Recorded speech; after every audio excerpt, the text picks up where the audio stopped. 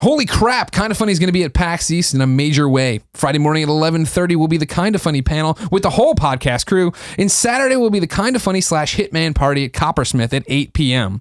We'll also be part of 6 other panels throughout the weekend, like Paxomania and Deus Ex, so check kindafunny.com/PAX East for all the details.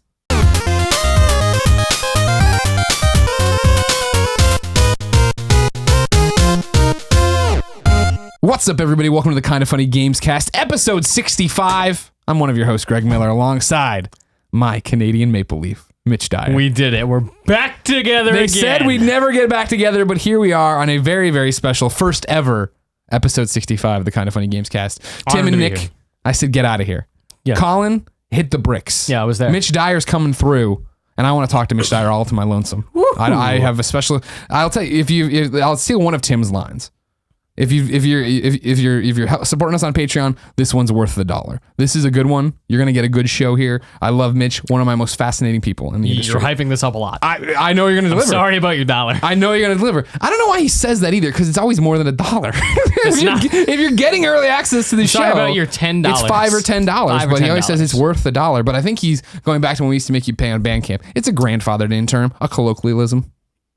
You ever heard of that? You have those up in Canada? From colloquial times. From colloquial times. That's right. This has been a great show. I'll talk to you next time. If you didn't know, ladies and gentlemen, this is the Kinda Funny Gamescast. Each and every week, we come to you, sometimes 2, sometimes 3, sometimes 4, best friends who gather around this table, each bringing a random video game discussion topic for you. I'm using the Game Over Greggy intro because I don't host this show. I'm here once every 65 weeks.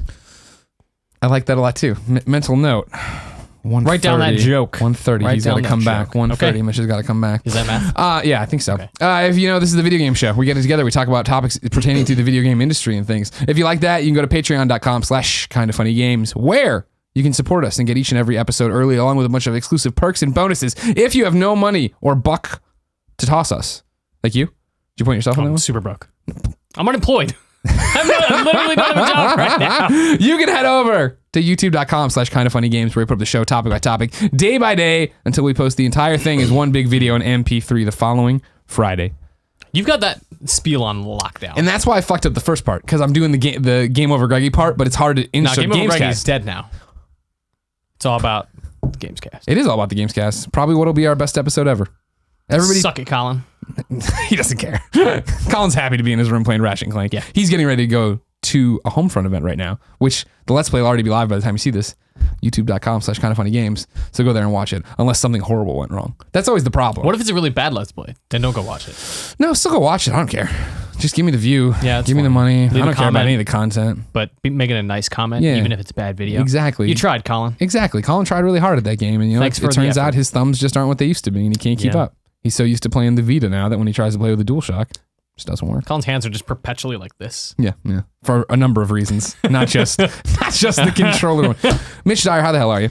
Doing all right, man. I'm unemployed. Yes, that's the big thing. I'm between jobs. If you don't know who Mitch Dyer is, worked at IGN for how long? Almost 5 years. And you just quit? Yes. Okay. So you're coming to work for Kinda Funny like everybody else? Yeah. Of course. Great. Oh, good. I'm glad we could say. No, you haven't announced where you're going. I've not. I have a new thing lined up. I'm currently unemployed, so I'm hanging out here. Okay. Just, doing whatever I want to do. I'm on unemployed days. It's great. What does the public know about what you're doing next? Nothing. Okay. They know that I have a job lined up, and that's it. Okay. I can't say a whole lot. Okay. But soon I will be able to share more. But what I can say is I'm leaving Games Press, which is what I've done for the better part of a decade, and I'm gonna go make a game. Well, thank you. Congratulations. Well, thank you. That's very exciting. Yeah. Of course, your Twitter's been promoted. That's what people should follow to keep up with when you announce things and when you. Does our timeline sync up? It'll be Friday. This episode goes live very soon. Okay. Very soon. Very soon. Very soon. Very soon. I want to talk a little bit about that whole thing, games journalists and whatnot. But when we have a guest on, what I like to do, or what Tim likes to do, and I'm just ripping him off. That's fine. Is start with who is blank, the guest. Who is Mitch Dyer? Big questions. I want to know more about you, Mitch. Okay. I know you're Canadian. Yeah. I know you were nipping at my heels for a long time. Is that true? I don't know about that, but I remember yours is a name when I started at IGN and was getting my sea legs or whatever. I remember when your name started getting kicked around more and more. And I'd see you in there, Mitchy D on the Twitter. They were talking about it. And I remember you wrote an article one day that I always bring up to you and you always forget about. But it was the top gaming personalities to follow on Twitter. Oh, yeah, of course. And you put me on there. Did I? Yeah, and you said... I didn't put Alex Navarro on it. Suck Fuck it, Navarro. you, the Wolf. What a piece of garbage that guy is. The worst PAX wrestling champion we've ever had. Yeah. You put me on there and you said, what I respected about you is that you knew who you were writing about, because you put on there, like, there's many people and he talks about PlayStation, but the coolest thing about Greg is that if you tweet at him, he's likely to tweet back. And I was like, somebody noticed that I go out of my way. That was actually just my ploy to get attention. It worked. Look at that. And I reached over and I said, Per Schneider, hire this man. And then it was. And 3 years later, he hired Casey Lynch. No, so I want to know, dial me all the way back. Where I see a glacier in Canada, and that's where you were born. Yeah, a little baby igloo on top of a glacier. No, I'm from a small town in Alberta, Canada, rural farmland place. Okay. And I had like the most uneventful, usual high school life of all time. But in the middle of that, I was like, oh, it's cool that we get to play like Diablo 2 at the computer lab after hours. And the vice principal installed it on all the machines. In hindsight, they were probably all pirated copies. Sure. Yeah, of course. He definitely didn't buy. He wasn't giving that money to Blizzard. Copies of, I'm such a fan. Here you all go. Yeah. And then that was sort of like I'd played games my entire life, which is the most boring thing in the world to say on a video game podcast. Yeah, but I mean, it speaks to your credibility and where you came from. My street cred. So I because of that, like I grew up on EGM and OPM and Nintendo Power and all these magazines, and it clicked one day, like I want to do this. Was it hard? I mean, to be in such a rural part of town? Totally, yeah. Because I was in a small town where like there wasn't opportunities of the kind of thing that I thought about. Like, I don't know, it's weird. Like I'm trying to think of like what anybody else grew up to do. Farm, yeah. Like it was a lot of stuff like that. Are there a lot of pro wrestlers coming out of there? I know Canada, there was a lot of amateur wrestling in town. Yeah, because Lance Storm, he was from Calgary, Alberta, Canada. So was Bret Hart. Yeah, but Lance Storm said it all the time. Don't get me wrong, I like Bret Hart. I was a bigger Owen Hart fan. Rest in peace. But I don't get me wrong, I understand what you're saying. Yeah. Like and this is not to speak ill of anybody there. I just literally don't remember. And I'm sure lots of people went on to do big grand things. Like a friend of mine I went to high school with he worked on Deadpool. And nice. Another friend of mine went to work on Warcraft. Okay. So people are doing things. Of course. But like everybody, I feel like when you're in a small town, like your biggest goal in life is to get out. But I still love that town. Like part of me still feels like I'll end up there someday. Do you get back a lot? Not as often as I would like, but like once a year now. Like ever since moving to California for IGN after like working freelance in Alberta for Don't spoil your story. However long. I go back about once a year. Okay. Where are we at in the timeline? You're still there in high school, Diablo. You started reading EGMs and all these magazines. You're like, this is because that was me too. But see, for me, it was that I have that moment of when GamePro clicked and I was like, this is what I want to do. But I was a bigger EGM fan and finally looked and was like, EGM's 2 suburbs away from me in Chicago. Oh, that's cool. You know what I mean? Like that suddenly became such a real dream. Yeah, and in like rural Canada, never mind if I lived in a major city or in like the East Coast where a lot of game dev stuff exists, like it just never crossed my mind that this was even possible. Yeah. So I was like, oh, this is cool. Like I'd like to do it. So I'd like work for my high school newspaper and there was like a startup magazine in town that I was like, cool, I'll write the Spider-Man movie review for this thing when I'm 16 years old and have literally no idea how to write. Yeah. And I just did that because it was like, I'm pretty good at English. I'm pretty terrible at everything else. I guess I should harness this in some way to make an English degree worthwhile.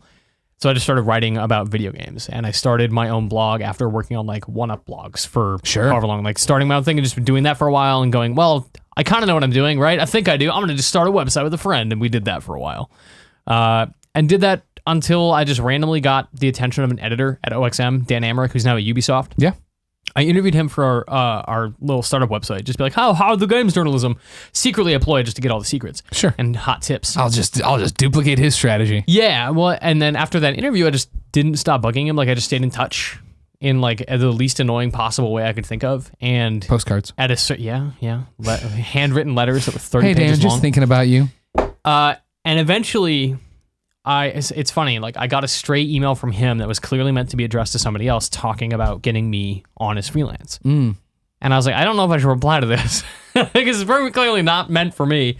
He must have just slipped him like thinking, cool, Mitch, typed my name. Right. And I waited, and then like 3 weeks later, the editor he meant to email got in touch with me like, oh man, hey, like sorry, we totally meant to get in touch. Do you want a job doing some stuff for us for money?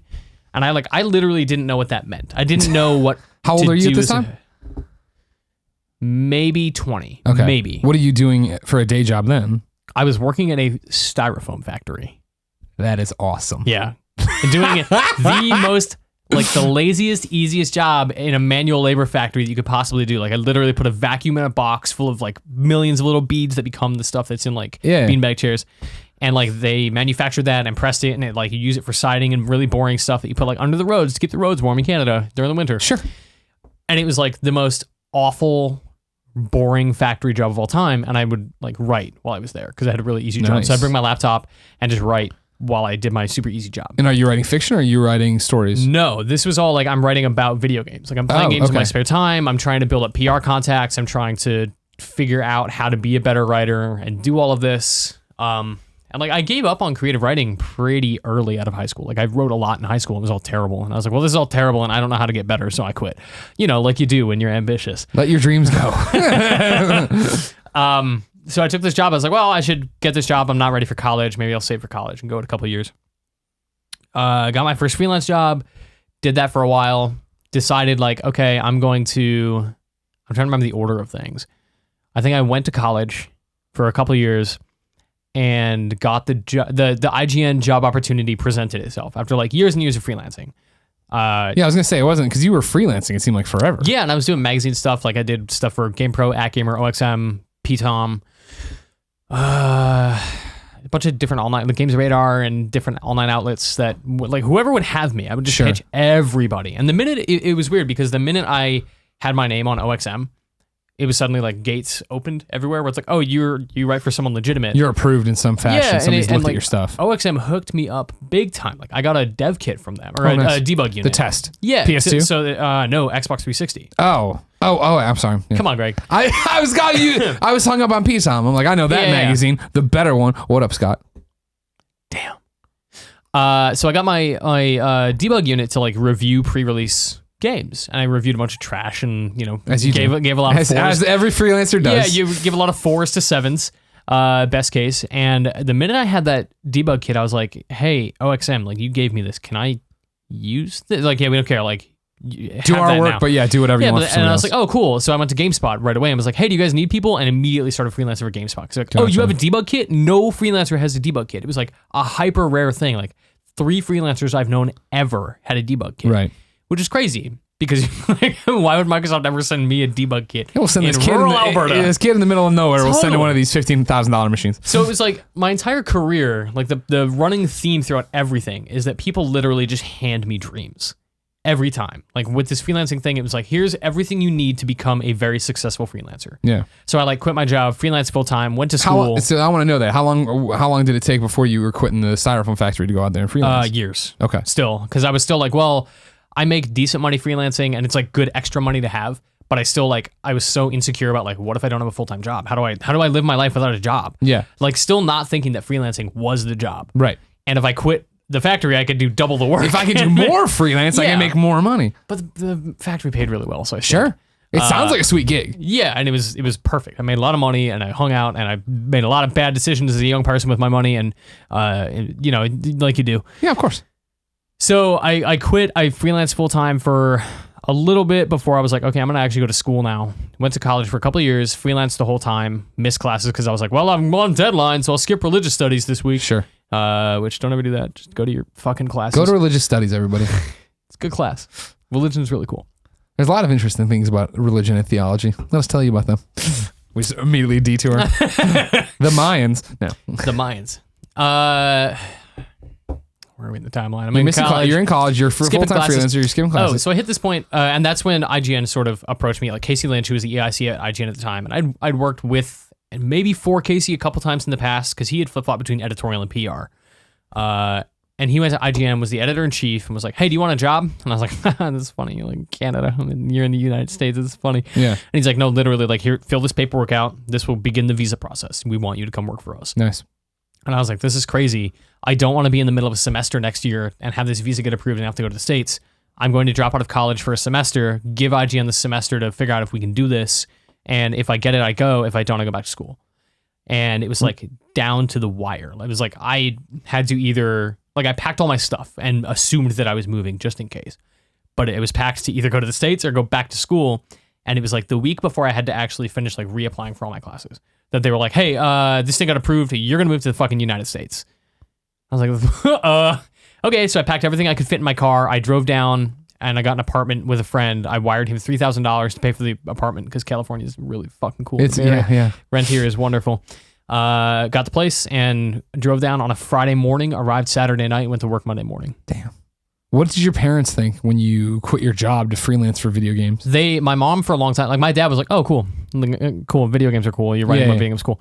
My mom knew that like I grew up reading these magazines, but she was still very hesitant because my mom is she's not protective, but she's very like, hey, make sure everything's okay. Yeah.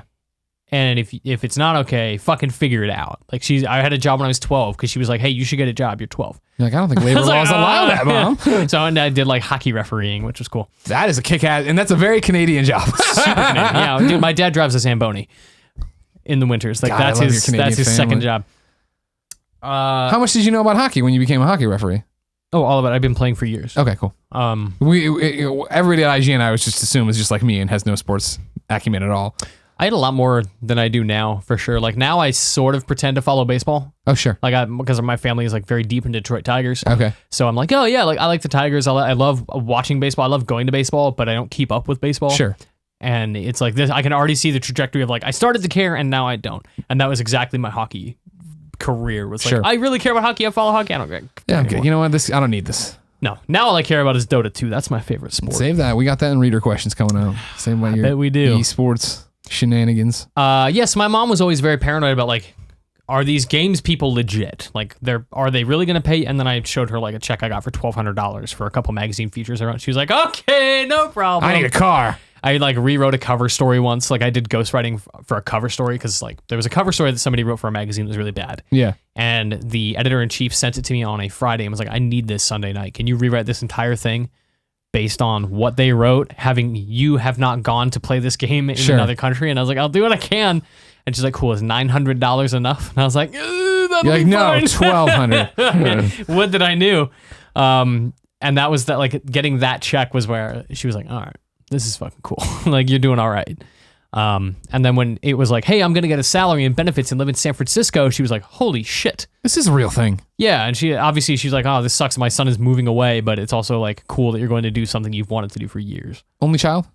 Younger sibling, 2 years. Okay. He or she still trapped up there? She is still in Canada. That's why your mom's like, whatever. I got one. You can get out of here. She's also got the granddaughter now. So she's like, whatever. Oh goodbye. my God, man. She's I've been fulfilling all the totally check replaced. boxes. Totally. Yeah, okay, great.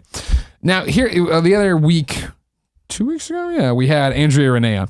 And she ran us through her side of the industry as a host, right? Because that's very different stuff. Exactly. But it was the same. I have the same question for her that I have for you because, like, my journey and to an extent Colin's journey are pretty similar in the way of like my resume is I graduated college and I worked at the newspaper and then I went to IGN and then I founded my business. You know what I mean? Like I never was like in the lurch. Like were there times as a freelancer where you're like, I'm almost out of money, this isn't gonna work? No, there was a period where I worked for Future US a lot, and that was like official Xbox magazine, PlayStation the official magazine, Games Radar, @Gamer, and there was this like very bleak period where they were like, hey, our budget just got like annihilated. Decimated, yeah. And we don't have a freelance budget anymore. So there were months where it was like me, Andrew Gruen, Andrew Hayward, Tim Sepala, and all these people that I knew from like coming up with as freelancers were just like, what the fuck do we do? Like this was our primary point of income. We have nowhere else to go. And which ended up not being true because with the amount of time you had free to not work at Future, you had time to do stuff for everyone else. Sure. And it was that kind of pressure that made me go like, okay, like I need to really develop a good pitch. I need to figure out how to pitch something cool and smart and interesting that nobody else is doing. And I got in the habit of doing that. Did you take classes for that or is that stuff you picked up on? No, this was all like most things I learned was from other freelancers, like talking to people who were also coming up. Like I would throw, like I'd write a pitch and send it to a freelancer who was like, this sucks. Change this, do it like this. Okay, cool. That's better. Thank you. And we would just back and forth and trade ideas and edits and things like that. Yeah, see, that culture's so fascinating to me because that was the thing of just coming in and like already being there. You know, I skipped associate editor at IGN. I was just an editor and I jumped in and did all the stuff. And it was a different world back then, a different time for sure. And I'm sure it is now. Like, I don't know, like the freelancers I know, I don't know if they have the same relationships I did with everyone else. Yeah. Like, I don't know if the IGN freelancers that I worked with talked to anybody else but each other. I'm sure they did, but like because of the nature of like, hey, we need your attention a lot more at IGN. And also you're all together in like a Slack channel or a Skype channel or whatever. Everyone's talking to each other. They're probably often private threads talking about stuff, asking questions, getting help. I hate Mitch. Yeah, probably. But before I had access to any of that, it was just like, oh, I know Tim from Twitter. Hey, let's talk to Tim for a while. Hey, Tim, I need help. Can you look at this? Yes, Right. but can you look at this? Cool. We just trade. So then, even though it's not the same, I mean, starting when we're on this pitch thing, what do the keys to a good pitch? Like, what is somebody who wants to pitch something to an editor? Even you know, I guess not for you as much because you're news, but like feature stuff at IGN. If you wanted to pitch a good feature, what do you need to do? I mean, the thing that I always told people, and this is like only a kind of an answer to that question, but like read stuff that's not games writing. Like if you want to work in games writing and you want to do games journalism stuff, read it obviously, but read it because A, you're interested, and B, you need to find out what's good and what's bad. So look at what people are doing, and there are certain patterns you'll notice, like, oh, they're doing a lot of list features. I should probably pitch a list feature. Even though you might not be super passionate about list features because nobody really is. They do them because they're necessary and a lot of people read them. But writing them isn't the most fun thing in the world, but you can still come up with a cool list feature. Sure. And basically, if you come up with something and you're like, cool, have I read this anywhere? Would I read this if I saw it on a website? And if the answer to that is no and yes, then you're good to go. Like if it's not something you've ever seen, you're probably already on the right track. If it's interesting to you, it's probably interesting to a lot of different people. And then when you pitch that to somebody, give them the elevator version, not the... So I'm from a small town in Alberta, and I never dreamed that I'd be a freelance... Just be like, hey, Greg, I have a really cool idea for a feature. Here it is. Let me know what you think. And then you start negotiating fees. I think that's a good point. Because like I freelanced like for me, I was asking, you know, if you got learned, if someone taught you how to do pitches, right? Because when I got a degree in magazine journalism at Mizzou, that was something we did, you know, and they taught you. And I remember I have like 3 or 4 freelance things under my belt, right? That were like when I left and I was working at the Tribune before I got the column and blog about gaming, you know, Inquest Gamer or whatever, I'd hit up and pitch all these different little features to. And it was, I think the thing people lose all the time is brevity, because you're like, you are as a freelancer, you can speak to more to it obviously than I, but you are such a gnat in this person's world of their inbox. Totally. Like you are, as somebody who has an idea that they might be able to fill a page with or get rid of some of their budget with to get a cool feature on and hopefully like embed a bunch of videos in it or whatever their approach is, like that. And like that thing I just explained is 5 things that are not the freelancer. So editors who are really interested in a good story are also thinking about 10 million other things. Right. And there is no trick to like getting an editor's attention. There's just not. Like sometimes your email gets buried. Sometimes they look at your pitch and go like, that's good, I might come back to that, or no, we already did that. And like not everyone's going to give you a reply. And that sucks, but that's just the nature of it, is like people are too busy to answer every email they ever get. Like I didn't answer every email I ever got from you. Never mind somebody who's like, hey, will you give me money to do something? Meanwhile, Colin answered an email from me during Colin and Greg Live today. Nice. I was like, what are you doing?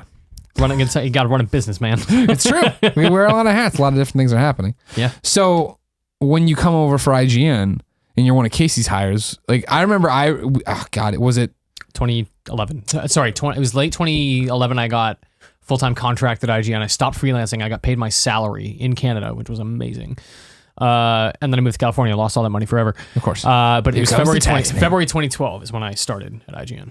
Okay, because I remember when Casey said he was going to hire you, and I'm not sure if it's when you were Satellite then or if you were there, but we went to a PAX together, and we were about to get the demo of Mass Effect, whatever it would have been. 3. And we walked into the thing, and I remember standing next to you and be like, "Oh, that's Mitch. I think I know him. I know him as the Twitter icon. You know what I mean? Like I don't know what he." And then finally at the end we talked about it, and it was like, "Cool." And then however. Oh yeah, because you would tease me that I was like wrapping Casey around my finger, and I was like, he came to me. I didn't do anything. Well, it was like, because it was so, Casey came in and like he brought people in, and it was like that thing of like, here we go, like we need to get going, and here are my people, and we're gonna and it was like you'd come in one day and be like, here's a new guy. And it was like for you, I knew Mitchie D. You'd been tweeting. But not a lot of people at IGN did. Like I had met Clements, but when I started, Clements didn't really remember me. He sucks. Clements, classic fucking Clements. Clements is on top of this ivory tower. He doesn't remember anybody unless they're Jack Trenton. You know what I mean? Go buy his short story, Farious Foxfur. It's really good. Yes, and do that. And I started, and there were a lot of people that just like didn't know who I was, and like Casey had talked me up as like, I'm bringing this guy in, he's really great, and everyone was like, fuck this guy out of the gate. Like the deck was sort of stacked against me. Not that IGN were bad people by any means. It was just there was an established expectation of like what I was going to be able to do, and it's like he's just some fucking freelancer coming in full time because he got brought on. Like that's it. And he's like, yeah, that's how I felt too. So it was sort of a trial by fire. Like I had all these people that expected something of me, and I just really wanted to hit those expectations. And I guess I did because nobody hated me. Right. Like I sort of fit. It took me a bit to get comfortable because I was like out of the office a lot, so I didn't actually get to meet that many people. And then we had layoffs like a month after I started, so it was like this tumultuous thing of like I don't know where I fit until after like enough time spending time with people and going out to lunches, and was like, oh no, I totally fit with like literally everyone here. This is great. Yeah. Well, I remember the old days when I used to always joke about it and this is, I think even before Casey's time, but like when we used to bring people into IGN and stuff, I always used to say that we were totally a group of cats. And when, all the other cats are chill with each other and you bring in the new cat and everybody hates the new cat. And then just like one day it's like, oh, you're one of us. You're one of the cats. You're one of the cats in this house. It's fine. Yeah. And there was no like defining moment that flipped the switch. It was like, I just walked into work one day and everything was comfortable. That means a lot. So then you stay there for 5 years. What do you get hired on as originally? Associate editor. Okay. Was the beat Xbox or was that just what your I was hired on expertise to was? work at Xbox. Then we hired Ryan McCaffrey to be my boss May. After I was there February, Ryan McCaffrey was May, and we did E3 together. We like went to the conference and did all the Xbox stuff. And it was like shortly after that, it was like maybe a year later where we totally dissolved the channel teams. Yeah. And it became about previews, features, reviews, and news, all in separate verticals the same way it used to be channels. And McCaffrey and I never really... We still always did the Xbox stuff, same as you and Colin were still sounds familiar. Well, we're just going to gravitate to our PlayStation because that's what we've always done. Yeah. And that's what we're really, really good at. And that's where we are connected. So we just kept doing that. And we did the podcast Unlocked, obviously, like you guys did Beyond. And over time, like I gravitated more toward news and reporting and started working with Goldfarb, Andrew Goldfarb, IGN.com. Has he been on this show before? No, please. We'd never have him on here. Fuck that guy. Only people who get to come. If it's not a special event, you have to quit to come on the show. Unless it's GDC, then anybody can come on. That's true.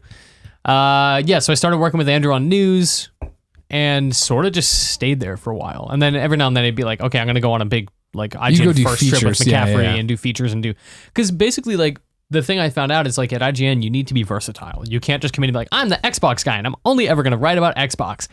It's like, no, like... do that, but also be extremely capable on video and be ready to write a feature and be ready to break out a breaking news story and do an interview and take out all the great quotes and make a story and a feature out of that. It's like, it's a lot. You need to be thinking about a lot in any given moment in the Games Press. Yeah, no, and I think that's like the biggest way it's all changed. You know what I mean?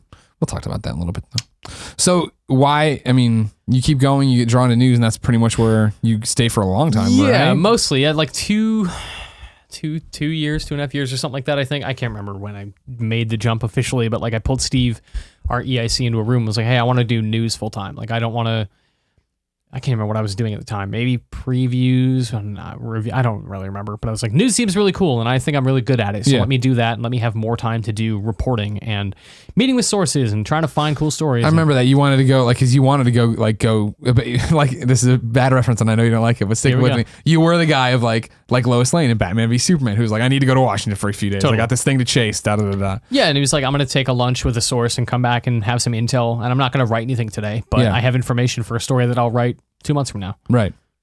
That's fascinating. Isn't that cool? So weird. And it's like, it was a brief moment in my entire career where I was doing actual journalism. Yeah. And it's like, I'm hunting stuff down and I'm chasing leads. And it's weird, like, because you write news every day, but it's like, yeah, it's okay, Call of Duty announced, DLC coming for whatever. And there are definitely stories to find. And, you know, if you do an interview with a dev, you can get some good quotes and talk about what, you know, making their game meant or what it means for players, things like that. But it was the moment where I had free time to just be like, okay, I'm going to trust Goldfarb. He's going to take care of all that shit. And I'm going to go over here and do my own thing and come back with a story in a week. Yeah. And you loved it. I loved it. Yeah. I loved chasing news. And we got like a lot of really cool stories because I had the time and energy to do it. And then what happened? Because now you're leaving it. I am leaving it all behind. Yeah. Poor Goldfarb. For Phantom. He's totally alone. Phantom game job. Phantom game job. I like that. Sounds sexy. It just...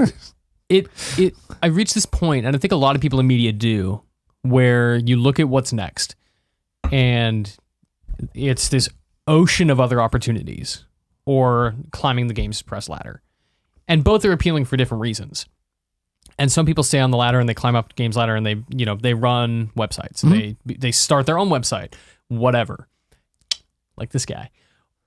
Or you look at totally different things because the skill set you've developed in the press starts to align with different stuff. Like I think anybody who comes into the Games Press and decides I'm going to do this and then use it as a launchpad to make games is coming at it with the wrong head, and it's just not going to work. Like you can't come into the Games Press with the mentality of I'm going to leave it eventually to make games. Sure. because you're coming into the job for the wrong reasons. You're not going to be into the job. You're not going to be very good at the job. And then you're not going to have the skills or talents to make a game. You won't be the kind of guy or gal that people want to stick around or that want to work with or want to give information to. Yeah, like if you're around people to use them for something else, then you're benefiting nobody. Yeah. So go, like if you want to make games, go make a game. If you want to write for games or write about games, write about games. Like if you want to do something, just go do that thing. But I think the reason you see a lot of people in the press leave for dev isn't because it's what they were planning all along. It's because that's what their interests sort of became. Like you talk about games long enough with people who make them that you start to think like, oh, like this guy is thinking on another level. And you start thinking about that more and more. And then you take that information to your next interview and you ask a more intelligent question because now you have the knowledge. Sure. And eventually you start having conversations with devs in a more unified way than you used to. Like it used to be, I used to ask how many weapons this game had. And now I'm asking like how they, changed a system with the engine and how like the art teams collaborated with whatever, right? Like yeah. Technical stuff, not back of the box. Yeah, quotes. it's like, and it's hard without like a specific example to give a general answer to that. But you start thinking about the design of a game and the creation of the game and not just the game itself. Sure. And I feel like those kinds of conversations make you think about games differently when you play them.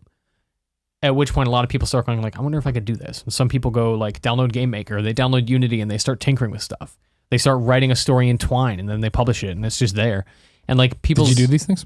A few of them, yeah. Like I tinkered with Unity and I tinkered with Twine and I tinkered with Unreal. And never really made anything like, oh, this is a game. But it's like, oh, I understand now why when I cross a certain threshold in a game, the trigger happens and now it creates like a lighting thing or it creates a script that allows actor to enter the screen, whatever. Those kinds of things. Like I have a better understanding of that. I still don't know anything about the act of like designing a game. Sure. At all. And like the thing I'm most excited about going to dev is like I want to sit next to a designer and be really annoying and be like, hey, I'm going to sit here all day and just watch you. Hey, build whatever you're building and let me watch and then how I'm it going to happens. pest you about why you're doing it. Because I want to know this stuff. Like, I want to know how it works. They're going to love you at this job. I hope so. A lot of things are going to get done. They're gonna be like, shouldn't you be doing something, sir? I feel like you should be doing something. That's why I'm here, right? I'm going to just look at what you do. Yeah. And it's, so I guess like why leave is like, I started thinking about what I wanted to do in a very different way based on what I had learned at IGN. And I could definitely like keep applying those skills to IGN and do more cool stuff and make a lot of fun videos with my friends, which I still would love to do. But there came an opportunity again, like this was just handed to me. It was, hey. Touched you, sorry. I'm handing myself to you as well. This job opportunity I have now that I still can't talk about, just like it fell into my lap as somebody being like, hey, do you want this? I was like, this is preposterous. Why do you want to give me this job? Okay, cool. Let's talk about this. And then, it's one of those things like you feel like you don't deserve it, but then you look at what you did to earn it and what you did to prove to people why you're the right person for the job. And it's like, oh, okay, no, I do feel good about this. And I do feel like I've sort of got skills that are worthwhile. Do you? So you say you sort of do this. You do. Are you still every day trying to force yourself to believe in yourself on that one, right? Because like for me, look at me. Everything I've done right has been natural progression in a way, right? Sure. They give me up at noon, and I'm bad at up at noon, but I eventually get competent up at noon, and then start doing more YouTube stuff. You know what I mean? Then it's like, well, now I'm just gonna go off and do that. I'm just gonna be on video. Of course. I think that might just be the professional pressure of like, okay, IGN is gonna do a lot of video. Greg, we'd like you to do a lot of video. Or like, hey, Mitch, read a news video for the first time ever with no script and having read the news story once. Memorize everything. Just do it. And it's like, man, this is like going back to my theater class. But instead of having a shitty performance on night one and feeling okay about day two, it's like, no, we just published it and 400,000 people watched it because you talked about Metal Gear Solid 5. And they hate you. And it's like, I'm so, like, I go back and watch old videos and it's like, man, it's painful. Kids send me all the time the old video reviews. The Last Guy comes up a lot, and it's just like, yeesh. Because it was like, I remember vehemently being opposed to when they were like, we're going to change the way we do video reviews. Now you have to come in with a script. Because before it would be, all right, go. And we'd be like, all right, man, let me tell you about this game. This is cool. And this and that. And I just like 8 minutes of rambling with uhs and ahs. And like, they're just trying to find footage to apply to this.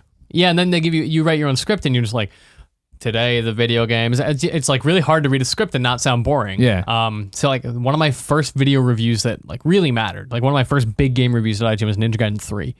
Which I legendarily gave a 3.0, like which I still get shit about. Oh no, really? The internet? That game is not good. Internet getting mad about video game reviews? But I go back and I watch the video review, and I vividly remember how all this can be. It's like I played this game and I hated it, and I was just like sad having played this game for this long.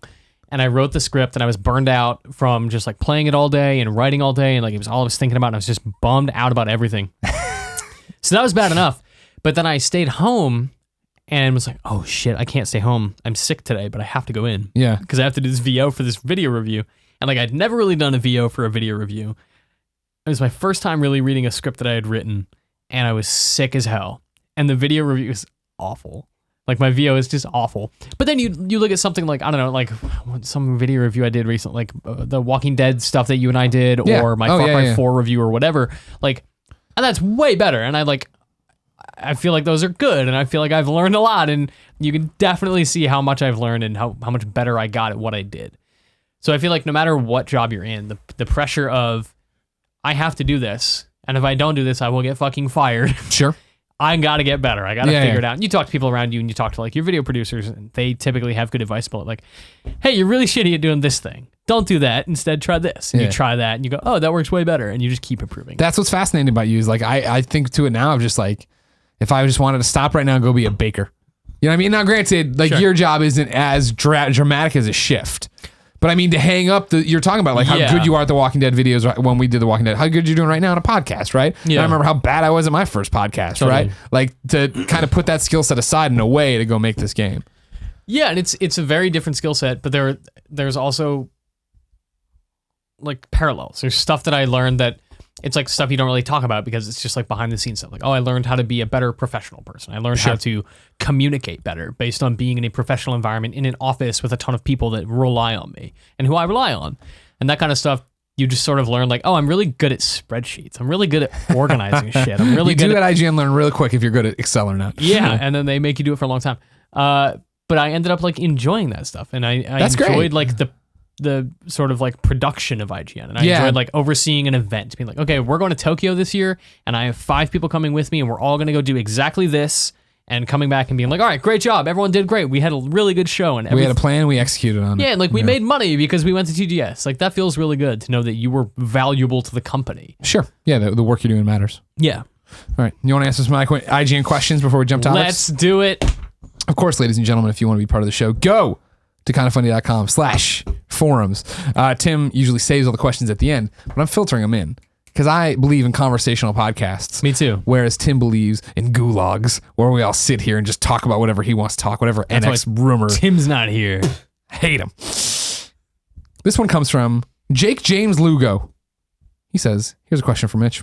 What's the hardest thing you had to do while writing about games for IGN? Anything that pushed you to the limit and forced you to change up your approach to something? Was it something you wish you could have approached differently now than you did back then? Thanks a ton. Good luck on everything. I owe you a high five. Stay epic, Mitchie. High five. Jake James loves you. Love you too. Man, I can't think of like a definitive like, oh, that was the hardest thing for sure. Like this stands out as the hard. There were just like really hard days where you're staying late and you're in the office with people and you're like, okay, well, we have this event that doesn't start till 7. We have to work till 5 anyway. We can't really go out at 6 to get food. Yeah. Because we don't have time. And you do like long nights at the office or at an event doing like live shows all day. And to be on video is like you watch someone like Greg on video, and Greg is very natural. He's very good at what he does, takes compliments really well. He's very humble. But then like Colin bursts through the wall at any second right now to call it bullshit on everything. But then like you see these people do this stuff all day. And then you stop doing that. You stop working and you're like, all right, let's just sit down and get dinner. And like you meet a different person than the person you see on video. Like people on video are a little bit different than they are in real life. Sure. We always talk about it's amplified a bit, right? Yeah, it's like an exaggerated version of yourself because you're trying to like, you're entertaining people and you're doing a fun thing. Keep it going. Let's talk. Let's not be loose. Let's not mumble. Yeah, and like we're here to have a good time. Like we're doing the show because we're having fun. Yeah. Whereas at dinner, it's like, well, we're just hanging out. Let's just be like more casual and not really worry about anything. Take a breath in between our statements and sentences and everything else. So, and the reason I bring up all this is like you're on all day, all fucking day. You're on video and you're just like, hey, what's up? And you're fast and you're excited and you're high energy. And that is fucking exhausting. That is so much more exhausting than you would ever imagine. Being on video is hard. And I look at somebody like Damon or Naomi at IGN. It's like, you do this all day and you have to be entertaining for people all day. Like, because people expect a certain version of you. And not to say it's a fake version. It's just like, amplified. They're used to seeing that person. And the minute Damon goes on to a live show and is like, hey, we're back. And Microsoft's press conference, like that's it. You're done. That's over. That's not interesting. It's not worth watching. You're doing a bad job. And you can't do that. So you work an event like E3 and you do that all day, and then you write previews all night after going to an open bar event. You know you shouldn't be going to the open bar, but you do because you had a really long day. Because you're finally done for now. But then you play all these games, you're like, shit, I didn't expect to have to write a Gears of War preview tonight. I didn't think that it'd be worth writing about Forza, but they had news. So you stay up till midnight writing news. Yeah. And then everyone wants to go out because it's E3. And you're like, I'm never going to see this person again. Yep. If I don't talk to this person right now who's in town from Japan that I haven't seen in 5 years, I won't see them. And obviously this is all a very big first world problem. It is like we are so 100%. fucking lucky to have had jobs that allowed us to go to E3 and see these people and talk to these people and go to these open bars and play these games. But it is draining. Sure. And I love E3, but it's like at a certain point by Friday, I'm just like, I need to just lie down. Yeah. I need to not do this. And like, I'd never expected coming into this job for it to be as like mentally and physically taxing as it is. And to then have to go into work on Monday and follow up on all of the stuff that we already covered and do more. Yeah. It's like, it's very demanding of your time and energy. And it's not like, it's a bad thing, but that is just like a hard thing to deal with. I mean, especially for you in news, you know what I mean?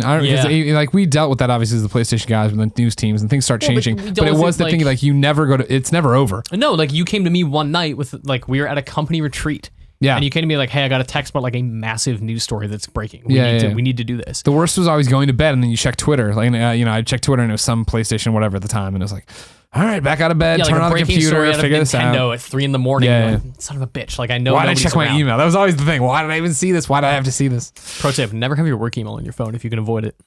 I'll always have it. I remember thinking that was gonna be the coolest thing because I'm old enough to remember life before the iPhone.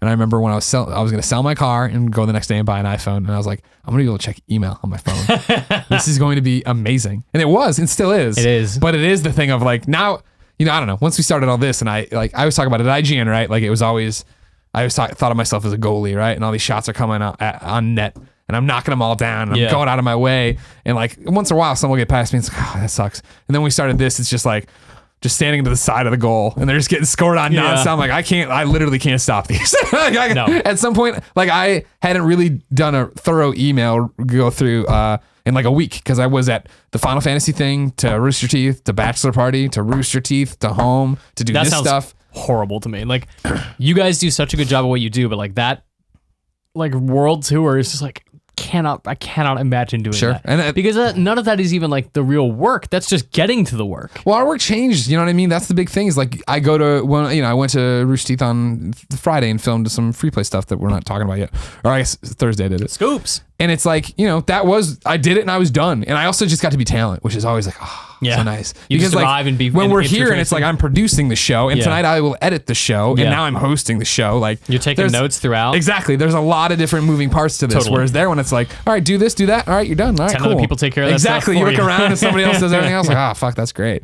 But yeah, like, it's funny because I thought how I had no idea what we were getting into when we did this. I was like, we're gonna travel less. It's gonna be great. Yeah, sure. So we do fun stuff, and like at IGN, it was fun, and we did a lot of really great work, and I love it. I love doing what we did, and like it was weird this week to not go in. Oh, sure. And like watch other people at IGN text me about stuff like, hey, let's go get coffee because I'm on a giant text thread with IGN people, and I'm like, oh, I can't go today. It's weird. And like I want to catch up and find out what everyone's doing and find out like how I can help them. And it's a strange feeling to come into this job going like, oh man, I'm going to just write about video games all day and play. Yeah. No, you're not. You're going to do it like a real job, and it's going to be stressful like a real job. But it's also going to be really, really great, like a great job should be. Brotherhood 93 piggybacks off Jake James Lugo. Says, what one piece of content are you most proud of for your time at IGN? I wrote a 12,000 word, inspired by Colin Moriarty, I wrote a 12,000 word long form feature about Ubisoft Montreal. Like it's life's work, called House of Dreams, the Ubisoft Montreal story. Gotcha. And it's like starting in 1997 when the company started, and the Yannis Malott, who's the CEO of UB Montreal, and I think he runs Ubisoft Toronto now as well. He was like, yeah, we're starting the studio. We're going to do these like license games to cut our teeth. And like we hired 30 people and 15 of them didn't know how to make a video game. And we just figured it out. And then we made Prince of Persia: The Sounds of Fucking Time, like the greatest platformer action game of all time. Yeah. Is like, they didn't really know what they were doing. They just made one of the best things ever. They stumbled into it. Yeah, and it's like I talked to a ton of people who worked there. Some people talked to me like about the games they made. Other people talked to me like anonymously because they had information that like maybe they shouldn't have been talking about. Just for like insights into how the studio worked and why it is the way it is. And it's this gigantic feature that I loved writing. I worked on it for literally a year. See, that's the best stuff. Like when you get to actually sit down and get embedded with stuff and stories. And you talk to people like, okay, you worked on Prince of Persia. Let's talk about that for a bit. Okay, that you worked on Splinter Cell like 10 years later. Let's talk about that. Okay, you mentioned something about this other game 8 years ago you worked on. I'm going to see if I can find that project lead to talk about how that came to be. And it's just like piecing this gigantic puzzle together is so satisfying. Excellent. Everyone go read that. Give IGN the click. They don't give Mitch any more money. But. That's true. Rockin' Canadian, but Rawking, which I like. Rockin' Canadian says, hello, Mitch and Greg. Hello, Rockin' Canadian. Mitch, what is your favorite Greg story while at IGN? There's the ego for you. Ooh. My favorite Greg story. You can admit you didn't like me when we worked together. That's fine. I just didn't know you. Like, you were doing your own thing, and like you just didn't have time to stop and be like, oh, it's the new guy, let's be best buds. Sure. Like, you were friendly, but it was like you just had other shit to worry about. Yeah, that was a weird thing. I remember because like when I was talking about it, for me starting at IGN, when I started at IGN, young and crazy and stuff like that. And then you figure I got there and Damon had been there 6 months. I got there. Then in one fell swoop, we got Clements Gettys Gettys. It's so hard because now I'm trained to go the opposite ways. When we hired Tim, everybody called him Gettys, and he's like, it's Gettys, you're killing me. Ryan Gettys, Ryan Clements, and Colin Moriarty. Yeah. And so when all those people came in, it was like, poof, family. This is what we are. You know what I mean? When you roll, and when you came in, I got to see you do that with Goldfarb, and to an extent, Sure. when Marty, got over his one-upness, come over and be that. Marty. But yeah. If you don't have one, it's fine. No, it's like really hard to find a specific because now moment. we're close friends. Now we talk, we go places, we do things. Yeah, it's true. And I just don't have like a ton of specific memories about like, remember that one time Greg did this, and I probably should. No, you shouldn't. You had a life to live. You were doing your own stuff. That's fine. I remember like one of the first moments where I was like, oh, Greg is really fucking good at what he does. Just continue stroking your ego a little bit. It was like, I think it was the first time I ever sat down to be like, oh, I have time today. You won an award. I'm pointing at both my awards, actually. Oh, look at that. That one's that wooden one's actually really cool. Yeah. I like the that Yoshi. a lot. The Yoshi isn't usually, it looks like getting taken from behind by the award. That's I think fine. That's what Kevin set it up to look like today. Whatever makes Yoshi happy. Yeah, no, I'm not knocking it. That's fine. I remember the first time I sat down to watch Up at Noon because I had missed like a bunch of episodes. Thank God. You would not have this in person. Yeah. Well, I just didn't have time, right? Like it was always like, hey, everyone, we need people to come watch Up at Noon. Who's available? It's like I have 10 million things to do. Absolutely not. But there was one day I was like, fuck everything. I'm going to watch Up at Noon. I want to see this. And it was like sitting with a live audience in our studio and watching the way you interviewed people in the way it was like, it was so natural. And it was like not the kind of interview I'm used to, which is like, how you made a sequel. How did you make it better? Cool. Now with the sequel, and it's like unrelated questions that are like sort of topic based, and it was really hard for me for a long time to like listen to an interview subject while not freaking the fuck out about what I was going to say next. Yeah. So I was always like notebook. They stopped talking, ask the next question. Yep, exactly. Active listening is so difficult. It's so hard, but like watching you on Up at Noon where you just went in, you sat down, and I was like, you got a notebook? What's going on? And you never had a notebook. Yeah. And you were always able to just be like, okay, cool, you said something interesting. Let's follow up on that. Okay, rewind to something I was talking about before. Like you just had a fucking understanding of who this person was and what they were saying. Yeah. And I was like, that's fucking awesome. I want to do that. And I started just not bringing my notebook to places. Nice. And I was like, I'm going to just listen. And if I run out of questions, I'll say like, all right, well, I'm good. Anything else? Yeah, it's always just, is there anything we didn't touch on? Then they fill in the anything gap. I didn't touch on, anything that you're really excited about that I didn't ask you about? Yeah. No? All right, we're done. Yeah. And that just made for way better interviews. It made me, and weirdly, it was like, that's how I learned to like make contacts, because people stopped seeing me as the press guy interviewing me and more like, oh, this is a person who like gives a shit about what I have to say. Yeah. And that was how I was able to like maintain a conversation after an interview without just going, okay, thank you for your time, and leaving. Right. I got to go by. Yeah. And it's like moments like that where you sit down and it's like, oh, Greg's really good at what he does. And like all these people are having an amazing time, like laughing out loud because the show is funny and it was really good. So that like, I can't remember like what episode it was, but I remember sitting in the studio and having that thought, like, oh, this is like going to change how I do this job forever. Oh, good. Cool. See, that's the one thing I don't like about this show is that in every episode, no, not the notes part, because the notes are just the questions from the listeners. True. But like you were talking about things in the first part of Who is Mitch Dyer that I want to talk about, but I know they're in their bucket of the second topic. Yeah. So it's like, sure. I'm like, oh, I'd love to follow up on that right now and keep it conversational that way. Sure. But Tim fucked me. Got to have some kind of structure. I begged him, put the show up as one big topic. And he's like, no, breakouts. Breakouts. Breakouts. At least we're not like as breakout as we used to be. I remember during Beyond the old days, I'm boxing things up. I I'm still writing have to time do that. Are codes. we going to break this one out? Maybe I'll make Not it that out. I'm knocking that, because I totally can't tell you works, the and number of it's people who show up on our PS I Love You and like, when's the fucking topic start? This isn't. You guys talking about tacos in the beginning. Final question before we jump to number 2. Pepe Low, 14. Hi guys. Hey. 2 questions for the 2 of you. Okay. How did you handle the business decisions, parentheses, layoffs, show cancellations or changes, promotions that affected you and your time at IGN? The second is kind of personal. Oh, that's where that was. I'm saving that because that was already going to be topic number 3. Oh, but okay. now it's got a little thing. Of course, yeah. All right, so Good. how did business decisions at IGN affect us? Man, layoffs fucking suck. They suck. They suck It dick. sucks. Yeah. There were layoffs at IGN 1 month after I started, and I can't remember. And that was like around the time where Peter Eichemans, who was like amazing. Oh, yeah. Peter like had the opportunity to join IGN because there were so many layoffs, and he was like, "No, I'm gonna go do something else." And now he's making games at Congregate, and he's amazing. But we lost a bunch of people at once, and it was weird to be like, I've only been here a month, but man, I'm gonna miss the fuck out of Jack. Yep. And I'm gonna miss all of these people that like I didn't really know, but it sucks to see them upset that they just lost their job and they don't know what they're gonna do, and it's like real life stress in the moment. And you're like, well, this is hard. And it's like not a fun thing to deal with. Like, and there's no real thing you do to be like, how do you deal with it? I don't know. You just do. You power through You just it, try yeah. not to cry a lot. Yeah. I only failed that once. When we laid off Clements, could not stop crying. Oh my God. It was over. Oh my And that God. was the thing for me. Like, how did the business decisions affect us? I can't speak for you. For me, and for layoffs and some of the stuff we're talking about here specifically, it was this weird battle of like, I understand the business and I understand what IGN's business model is, and I understand why they need to let these people go, and I understand why they're making these. There's only, I always talk about it, and I won't talk about it on air, obviously. There's only one person who ever got laid off where I was like, why? Why that person? Yes. That doesn't make any sense. We need him. Yes. And the rest were like, this sucks. These are my, and this is where it gets into that business. I get it. But then there's the friendship family level where you're like, that is a family member. Yep. We can't do that. And I remember at one point, goddamn, and I forget how many times we were there, but when like we're addressing the IGN mission statement or whatever, you know what I mean? The values. And we wanted to put family on there.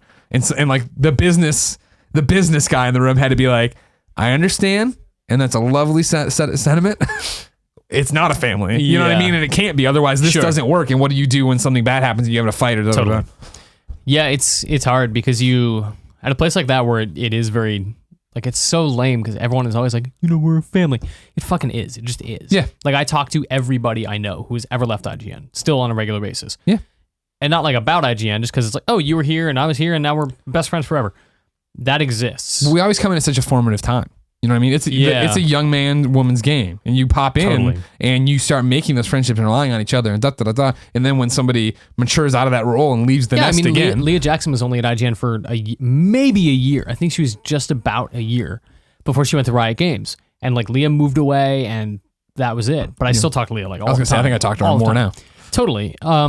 And I totally forget what was the question? How do these decisions affect us? How do you deal with it? I mean, it sucks. Like if a show gets canceled, it gets canceled, and you just have to accept it. Like you can get mad about it, and you can go get drinks and complain about it with your coworkers. But it's like we always understand why stuff like this happens. And that's the thing. It's back to the business versus family thing, where it's like, we're getting rid of this because it's not bringing in views or it's not getting sold. And you're like, okay, that sucks, but that's the realistic part. That stuff, like that.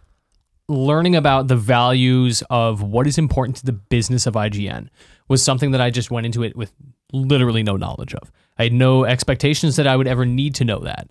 And I probably could have gotten away with, just kind of doing my job. But when I started thinking about like, okay, is this good for the business? Is this good for the readers? Is this good for us? Like you start thinking about how you do your job differently. Sure. And better, honestly. Like the business of what you do is never bad. Sometimes it's inconvenient, sometimes it's beneficial. It's just the nature of what you do. Sometimes things have to get done a certain way. They don't align with what you want to do creatively, man, and that sucks. But you deal with it and you move on. Agreed.